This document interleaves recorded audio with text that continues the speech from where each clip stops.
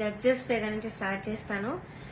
First Sunitha గారు, of course she is very beautiful. మీరు అంతే కైండ్ అని కూడా అనుకుంటారు, బట్ బ్యూటీకి కైండ్నెస్కి ఎప్పుడు కూడా లింక్ ఉండదు. సో ఓకే, మీరు అబ్జర్వ్ చేయండి, ఫస్ట్ ఎపిసోడ్ నుంచి కూడా ప్రతిసారి నేను స్టేజ్ మీదకి వచ్చిన ప్రతిసారి వాడు ఒక ఫేస్ ఇస్తారు. అది ఎవరికి పెట్టరు ఆ ఫేస్, బట్ ఓన్లీ నాకు ఆ డిస్గస్టెడ్ లుక్ పెడతారు ఫేస్ మీద. ఇది యాక్చువల్లీ చాలా మంది వెల్ విషర్స్, నా ఫ్యాన్ పేజెస్ అందరూ కూడా నన్ను అడిగారు, కాబట్టి నేను స్క్రీన్ షాట్స్ పెడతాను. ఇది ఎందుకు ఇలా did something happen behind the screen, ఏమైనా అయ్యిందా మీ ఇద్దరికి, లేకపోతే ఏమైనా గొడవ అయిందా అని ఇలా చాలా మంది అడిగారు, ఎందుకు ఆవిడ అలా ఫేస్ పెడుతున్నారు మీరు రాగానే అని. సో కానీ నేను చాలా డిఫెండ్ చేయడానికి ట్రై చేశాను, బికాస్ నాకు అప్పుడు తెలీదు, నేను ఏదో అలా ఆలోచిస్తున్నాను, వీళ్ళందరూ అలా ఆలోచిస్తున్నారేమో అనుకున్నాను, నాకు తెలియదు అప్పట్లో, ఐ డెంట్ రియలైజ్. సో నేను డిఫెండ్ చేశాను కూడా. సో నాకు ఎప్పుడు క్లారిటీ వచ్చిందంటే, అంతరామమయం పాడే ముందు సౌండ్ చెక్ అయ్యేటప్పుడు ఇన్ ఇయర్స్ పెట్టుకున్నాను, అండ్ ఆవిడ దగ్గర ఒక మైక్ ఉంది, అది ఆన్ ఉంది, అది పాపం వాడికి తెలీదు, మైక్ ఆన్ ఉంది, నేను ఇన్ ఇయర్స్ పెట్టుకున్నాను. సో కీరవాణి గారితో ఇలా చెప్తున్నారన్నమాట, ఈ అమ్మాయికి అసలు హై రేంజ్ వాయిసే కాదు, హై పిచ్ రాదు, కానీ మేనేజ్ చేసేస్తారు, మీరు చూడండి, ఈ సాంగ్ లో తెలుస్తుంది చూడండి మీకు, అది ఇదని చాలా ఎక్కిస్తున్నారు సార్కి. And it hurt me so bad stage మీద నించున్నప్పుడు. అప్పటికి నా సెల్ఫ్ ఎస్టీమ్ ఇలా ఆల్మోస్ట్ కిందకి దిగిపోయింది. నమస్కారం. నిన్నంతా ఒకటే డిస్కషన్, సింగర్ ప్రవస్తి, పాడతా తీయగా జడ్జెస్, జ్ఞాపిక ప్రొడక్షన్స్, ఈటీవీ సంస్థ, పాడతా తీయగా రకరకాల ఛానల్స్లో రకరకాల వార్తలు ప్రసరించారు.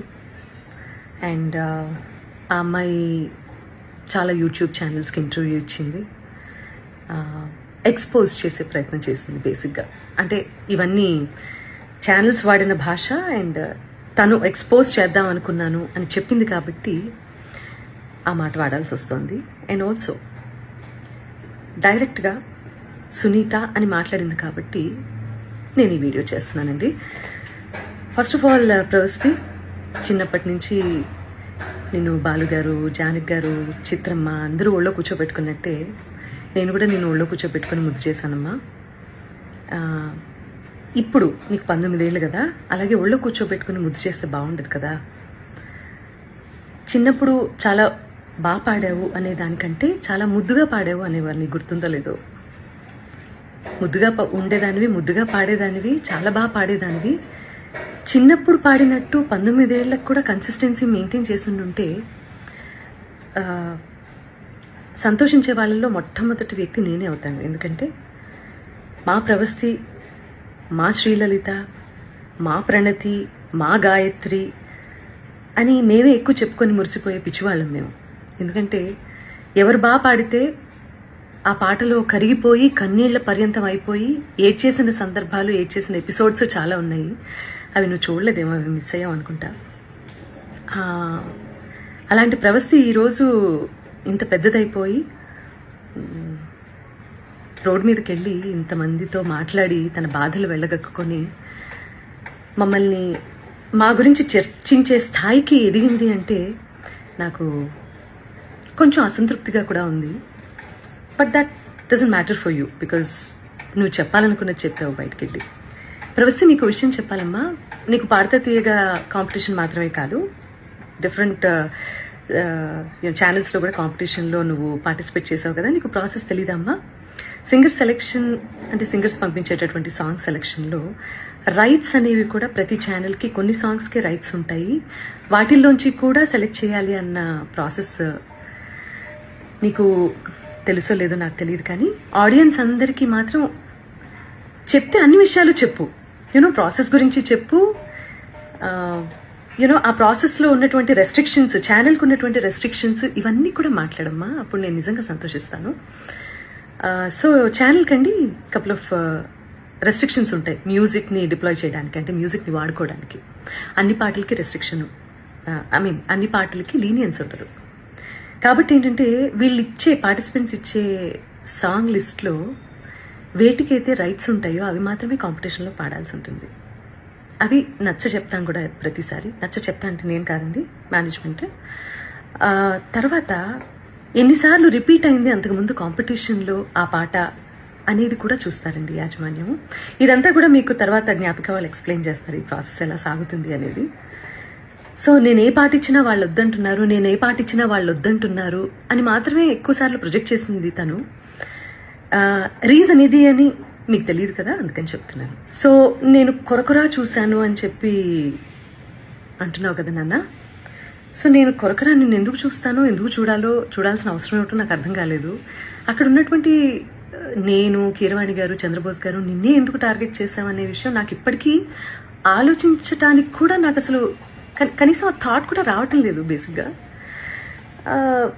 నేను నిన్ను కొరకొర ఎందుకు చూసానో మరి నాకు అర్థం కాలేదు. నువ్వు మర్చిపోయావు అనుకుంటా. నేను నీకు కొన్ని విషయాలు గుర్తు చేస్తాను. ఏంటంటే అమ్మా, క్లాసికల్ రౌండ్లోనే అనుకుంటా నీ దగ్గరికి వచ్చి మరి నువ్వు కొంచెం అప్సెట్గా ఉంటే, ప్రతిదానికి నువ్వు అప్సెట్ అయిపోతావు, ప్రతిదానికి ఇరిటేట్ అయిపోతావు. నీ వాయిస్ అలాంటిది. కొంతమంది ఇమోషన్స్ కంట్రోల్ చేసుకోగలుగుతారు, కొంతమంది కంట్రోల్ చేసుకోలేరు. నేను అమ్మ స్థానంలో ఉన్నాను కాబట్టి నేను అర్థం చేసుకోగలుగుతాను.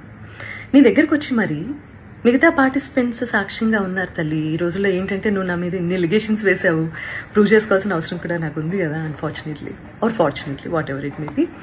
సో వాళ్ళందరి మధ్యలో నీకే చెప్పాను వచ్చి, ప్రవస్తి క్లిక్ నడుస్తున్నప్పుడు నువ్వు దాన్ని బేస్ చేసుకొని పాడుతున్నావు. మృదంగం అటు ఇటు అయినా కూడా నువ్వు అప్సెట్ అవ్వాల్సిన అవసరం లేదమ్మా. నువ్వు ఎలా పాడావనేది నాకు తెలుసు, మా అందరికీ అర్థమైంది. అక్కడ కొంచెం మృదంగం నేనేదో ఇబ్బంది పెట్టినట్లుంది అని నేను నీ దగ్గరకు వచ్చి మాట్లాడాను. అది నువ్వు మర్చిపోయావేమో కానీ నీ మిగతా పార్టిసిపెంట్స్ అందరూ ఏంటో గుర్తుపెట్టుకున్నారు మరి. అండ్ ఇంకో విషయం, ఈ సిరీస్ సంబంధించి మాట్లాడుకుందాము. నువ్వు గాయత్రి ఫేవరెటిజం, శ్రీలలిత ఇంకోళ్ళు అని రకరకాల పేర్లు తీస్తున్నావు. నాకు అదేంటో అర్థం కావట్లేదు. కానీ వీళ్ళెవ్వరూ మ్యాంగో మ్యూజిక్లో పాడలేదమ్మా, నువ్వు తప్ప. నేను నిన్నే ఎందుకు పిలిచాను వీడియో చేయడానికి? నిహాల్ గారు నీ గురువు గారు అష్టలక్ష్మి స్తోత్రం చేసినప్పుడు నేను వెనకాల కోరస్ బ్యాచ్లో నువ్వు పాడావు, గుర్తుందా నీకు? రికార్డ్ చేసినప్పుడు వీడియో షూట్ చేసే టైంలో నేను ఒక్కదాన్నే షూట్ చేయొచ్చు తల్లి. నువ్వు బాడీ షేమింగ్ అని మాట్లాడుతున్నావు కదా, నేను వేరే ఎవరినో నలుగురిని నా వెనకాల కూర్చోపెట్టుకుని చేయొచ్చమ్మా. నేను పర్టికులర్గా పిలిచాను ఇంటికి. పాపం ఒంటరిగా నువ్వు మీ అమ్మగారు వెళ్తారు, అయ్యో లేదు అలా కాదు అని చెప్పి మా వాళ్ళు ఏదో ఏర్పాట్లు చేసి దగ్గరుండి పంపించారు నీకు. ఇవన్నీ మర్చిపోతే ఎలా తల్లి నువ్వు? తప్పు కదా. కీరవాణి గారు పెళ్లి గురించి, అందులో కచేరీ గురించి మాట్లాడారు అని చెప్పి నువ్వు ఒక రెవల్యూషనరీ స్టేట్మెంట్స్ ఏవో పాస్ చేసావు కదా. పెళ్లిళ్లలో నేను కూడా పాడతాను, ఓకే? మొన్న రీసెంట్గా ఈరోజు ఇండియాలోనే టాప్ మోస్ట్ మ్యూజిక్ డైరెక్టర్ అయిన అనిరుద్ధ్ కూడా పెళ్లిలో పాడారమ్మా. ఆయన ఒపీనియన్ ఆయన చెప్పారు. నేను ఇప్పటి వరకు పెళ్లి కచేరీలు ఎందుకు చేయలేదంటే అని వరల్డ్ మ్యూజిక్ డే సందర్భంగా ఒక గొప్ప సంగీత దర్శకుడు ఆయన పాయింట్ ఆఫ్ వ్యూ ఏంటనేది ఆయన ఎక్స్ప్లెయిన్ చేస్తే, నీలో ఉన్న ఇన్ఫీరియారిటీ కాంప్లెక్స్ మూలంగా అది నిన్నే అంటున్నారు అని అనుకొని అది నువ్వు ఓన్ చేసుకోవటం తప్పు కదా తల్లి. అసలు ఎవరైనా ఫీల్ అవ్వాలి అంటే ఫస్ట్ నేను ఫీల్ అవ్వాలి ఆ ముక్కకి. ప్రవస్తి, నేను మీ అమ్మగారిని నువ్వు అని సంబోధించినందుకు నీకు బాధేసింది, అది అసలు సంస్కారమా అని మాట్లాడావు కదమ్మా. ఎలిమినేషన్ జరిగిన వెంటనే మీ ఇద్దరు పేర్లు అనౌన్స్ చేసిన తర్వాత ఆవిడ స్టేజ్ దగ్గరకు వచ్చి నీ చేతిలో ఉన్న ట్రోఫీ, అసలు ఇది నీ చేతిలో ఉండాల్సిన ట్రోఫీ కాదు, అది ఇచ్చేసేయి అని చాలా ఎమోషనల్ డ్రామా క్రియేట్ చేసి చరణ్ గారి చేతిలో ఉన్నటువంటి మైక్ లాక్కోవడానికి ప్రయత్నం చేసి, ఆ తర్వాత వెనక్కి వస్తూ నేను అక్కడ కూర్చున్నప్పుడు నీ మూలంగానే నువ్వే మోసగత్తెవి ఇలా నా మొహం మీద ఇలా పెట్టి మాట్లాడినప్పుడు అది కరెక్ట్ అనిపించిందమ్మా నీకు? నేను ఇలా నమస్కారం పెట్టి ప్లీజ్ అన్నాను, అంతే కదమ్మా. సో అదంతా చాలా కెమెరాస్లో రికార్డ్ అయింది. ప్రవస్తి చెప్పేవన్నీ తప్పులు అని ఆ రికార్డింగ్ బయట పెట్టే అవకాశం ఛానల్కి లేకపోలేదు. కానీ ఆవేశంలో ఉన్నారు మీ అమ్మగారు, నువ్వు చాలా ఎమోషనల్గా ఉన్నారు, ఒక ఓటమిని అంగీకరించలేకపోతున్నారు. కాబట్టి తర్వాత తిరిగి కూర్చొని మాట్లాడదాము అని చెప్పి నువ్వు మీ అమ్మగారు విసురుగా బయటికి వెళ్ళిపోయారు. చాలా ఎమోషనల్గా ఉన్నారు, చాలా ఆవేశంలో ఉన్నారు. మాకు కనీసం మాట్లాడే అవకాశం కూడా ఇవ్వలేదు. చంద్రబోస్ గారు ముందుగా వెళ్ళిపోయారు, ఆయనకి టైం లేదని. కీరవాణి గారు నేను చూడలేనని వెళ్ళిపోయారు. సునీత గారు నా ఎలిమినేషన్ చూడడం కోసమే కూర్చున్నారు. చాలా తప్పు మాట్లాడావమ్మా, చాలా చాలా తప్పు మాట్లాడావు. ఎవరు ఎలిమినేట్ అయితేనో, ఎవరన్నా ఒకళ్ళు జీవితంలో ఓడిపోతేనో సంతోషించేంత నీచమైన క్యారెక్టర్ నాది కాదు. ఈ మాట నీ మూలంగా ఇవాళ చెప్పుకోవాల్సి వస్తుంది. నేను చాలా బాధలు పడ్డాను, నేను కష్టాలు పడ్డాను జీవితంలో. నాకంటే లోయెస్ట్ పాయింట్ అనుభవించిన వాళ్ళు నా తోటి కళాకారుల్లో ఎవరూ లేరని నేను ఈరోజు చెప్తాను. అలాంటి నేను ఒకళ్ళ ఓటమి, నేను ఒకళ్ళు ఏడుస్తుంటే చూసి సంతోషించే రకాన్ని కాదు. ఏడుపు విలువ నాకు తప్ప ఎవరికి తెలియదని నేను ఫీల్ అవుతూ ఉంటాను. నాకే బాగా తెలుసమ్మా ఏడుపు అంటే ఏంటో, ఓటమంటే ఏంటో, జీవితం అంటే ఏంటో. ఇవన్నీ మీ అందరికంటే ఎక్కువ నాకే తెలుసు. ఓకే, నేను టెక్నీషియన్స్ని చాలా అవమానిస్తాను, చాలా అగౌరవపరుస్తాను అని చెప్పి ఫస్ట్ టైం నేను అలిగేషన్ అన్న మాట వాడుతున్నానమ్మా. సో అది కూడా నువ్వు మాట్లాడటం జరిగింది. ఏ టెక్నీషియన్ని ఒక్క వీడియో బయట తీసుకొని దయచేసి రిలీజ్ చేయను. ఓకే, నేను మనకి స్నాక్స్ ఇస్తారు చూడు, ఆయన్ని కూడా మీరు అనే అంటానమ్మా. అండ్ ఆవేళ నువ్వు ఎలిమినేట్ అవుతావో, ఇంకెవరు ఎలిమినేట్ అవుతారో అసలు ఎలిమినేషన్ గురించి కాకుండా షెడ్యూల్ అయిపోతుంది కదా అని చెప్పి అందరికీ, సెట్లో ఉన్న వాళ్ళందరికీ భోజనాలు పెట్టించటము, లేకపోతే ఒకరోజు నేను, ఇంకొక రోజు కీరవాణి గారు, ఇంకో రోజు అనిలో, ఇలా చేయటం అనేది అది ఒక టీంలో ఉన్నప్పుడు ఇవన్నీ జరుగుతూ ఉంటాయమ్మా. నువ్వు కూడా నేను పెట్టిన పేస్ట్రీ తిన్నావు, మరి బయటికి వెళ్ళి అదేంటో నేను ఎలిమినేట్ అయిపోయినందుకే సునీత గారు పార్టీ ఇచ్చారు అందరికీ అని మాట్లాడుతున్నావు. I seriously don't understand this. నువ్వు ఒకదాన్ని ఇంకో దానికే ఆపాదించి ఫ్యాబ్రికేట్ చేస్తున్నటువంటి తీరు చూస్తే మాత్రం నాకు చాలా అంటే చాలా ఆశ్చర్యంగా ఉంది. అండ్ ఇది మంచి పద్ధతి కాదు. ఇంకో ఆశ్చర్యకరమైన విషయం ఏంటంటే, ప్రవస్తి మీ అమ్మగారమ్మ, సునీతకి పిల్లలున్నారు, కీరవాణి గారికి పిల్లలున్నారు, అనిల్ ప్రవీణ వాళ్ళకి పిల్లలున్నారు. నాశనం అయిపోతారు అన్న శాపనార్థాలు కూడా పడాల్సిన పరిస్థితి వచ్చింది మాకు. ఫైనల్గా కాంపిటీషన్ అన్నప్పుడు ఓటమి ఉంటుంది, గెలుపు ఉంటుంది. ఫస్ట్ ప్లేస్లో ఒకళ్ళే ఉంటారు, సెకండ్ ప్లేస్ ఉంటుంది, థర్డ్ ప్లేస్ ఉంటుంది.